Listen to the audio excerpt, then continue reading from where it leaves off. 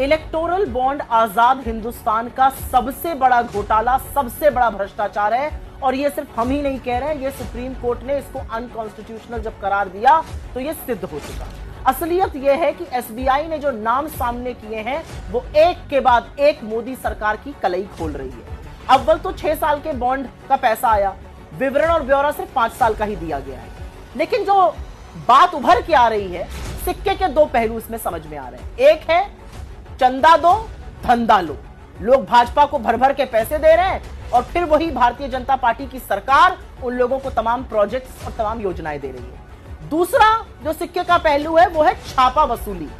ED, CBI, income tax छापा डाल रही हैं और ये कंपनियां भर भर के खूब पैसे दे रही हैं भारतीय जनता पार्टी को। भला सोचिए कि जिस पार्टी की सरकार की एजेंसियां लोगों के खिलाफ जांच कर रही हैं, वो पार्टी खुद उन संदिग्ध, उन दागदार लोगों से, कथित दागदार लोगों से चंदा वसूली कर रही है। तो ये हफ्ता वसूली, ये छापा वसूली की प्रक्रिया बड़ी है। भारतीय जनता पार्टी का पर्दाफाश हो चुका है और 2 तरह की ये कंपनियां जो हैं इसके बारे में चर्चा करना चाहते हैं। पहले उन कंपनियों की बात करते हैं जहां पर ईडी, सीबीआई, इनकम टैक्स की कार्रवाई हो रही थी और उसके तुरंत बाद बीजेपी ने इन्हीं कंपनियों से मोटा चंदा ऐंठा, बेसिक तौर पर छापा वसूली की। डीएलएफ 25 जनवरी 2019 को डीएलएफ पर सीबीआई का छापा पड़ता है। 9 अक्टूबर 2019 को डीएलएफ बॉन्ड खरीदता है।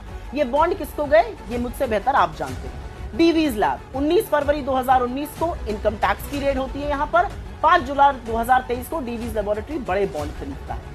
नवयुग इंजीनियरिंग, इस कंपनी के बारे में आप जानते हैं।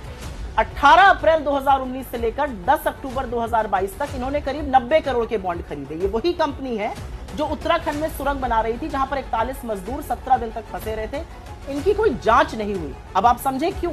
यूनाइटेड फॉस्फोरस 23 जनवरी 2020 यूनाइटेड फॉस्फोरस के यहां इनकम टैक्स का छापा पड़ता है। 15 नवंबर 2022 को वो मोटा बॉन्ड खरीदकर किसी को देते हैं। किसको देते हैं क्या ये मुझे बताना पड़ेगा। आईएफबी एग्रो 25 जून 2020 को आईएफबी एग्रो पर जीएसटी का छापा पड़ता है। 8 अक्टूबर 2021 को वो बड़ा बॉन्ड खरीदते हैं। किसको देते हैं। यशोदा हॉस्पिटल गाजियाबाद का है। 26 दिसंबर 2020 को इनकम टैक्स का छापा पड़ता है। अप्रैल 2021 से लेकर अक्टूबर 2022 तक इन्होंने 162 करोड़ के बॉन्ड खरीदकर एक पॉलिटिकल पार्टी को दिए। Hetero drugs and hetero labs 9 अक्टूबर 2021 पर इनकम टैक्स की रेड हुई। 7 नवंबर 2022 को हीट्रो ड्रग्स और हीट्रो लैब्स ने बड़ी मोटी रकम के बॉन्ड खरीदे। हल्दिया इंजीनियरिंग 20 मार्च 2020 को सीबीआई की रेड होती है। 4 अक्टूबर 2021 को ये मोटे बॉन्ड खरीदते हैं।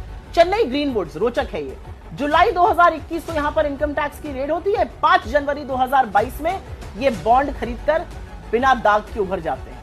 हीरो मोटो 23 मार्च 2022 को यहां पर इनकम टैक्स की रेड हुई। 7 अक्टूबर 2022 को इन्होंने बॉन्ड खरीद लिया। Future gaming and hotel services, ये बहुत रोचक है। 3 अप्रैल 2022 को फ्यूचर गेमिंग की होटल सर्विसेज की जो कंपनी है 409 करोड़ की संपत्ति ईडी अटैच करती है।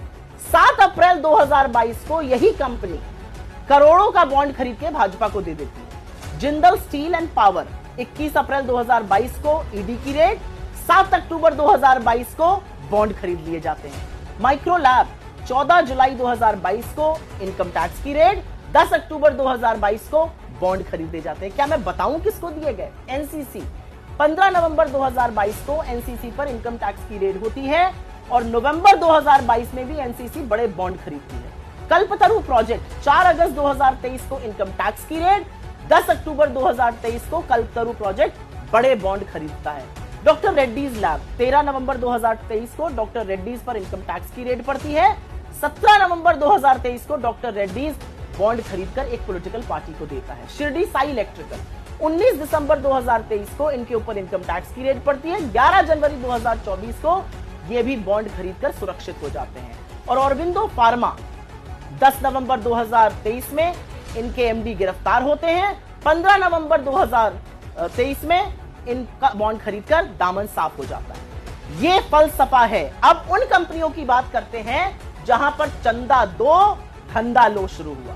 मेगा इंजीनियरिंग अप्रैल 2023 में मेगा इंजीनियरिंग ने करोड़ों का चंदा भारतीय जनता पार्टी को दिया, कुछ अनुमान से 1200 करोड़ का। 14,400 करोड़ के प्रोजेक्ट मिले हैं इनको।